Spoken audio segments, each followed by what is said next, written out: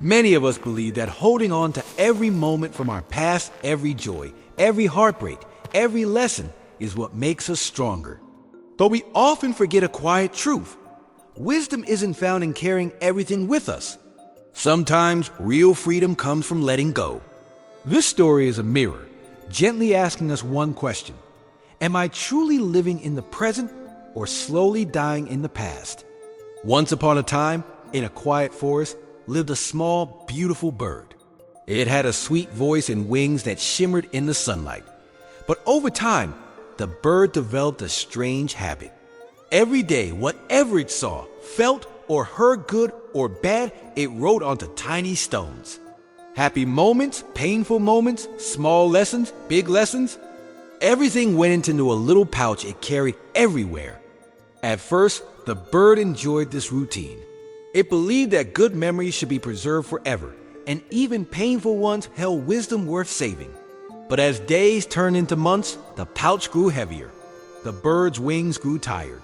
Flying became harder, but still the bird held on, convinced that someday all these memories would matter. One day, the bird met an old, wise owl. The owl asked gently, "Little one, why do you carry that pouch with you?" The bird proudly replied, "Because it holds everything I've ever lived, every joy, every sorrow, every lesson.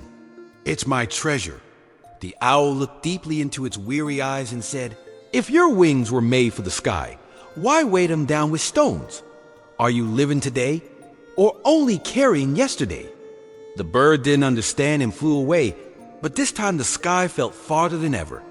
As time passed, the pouch became so full the bird could barely lift off the ground. Its wings ached, its body was weak, yet it refused to let go. One rainy day, struggling to walk through the mud, the bird slipped. The pouch toppled forward, and the weight of all those stones crushed its fragile body.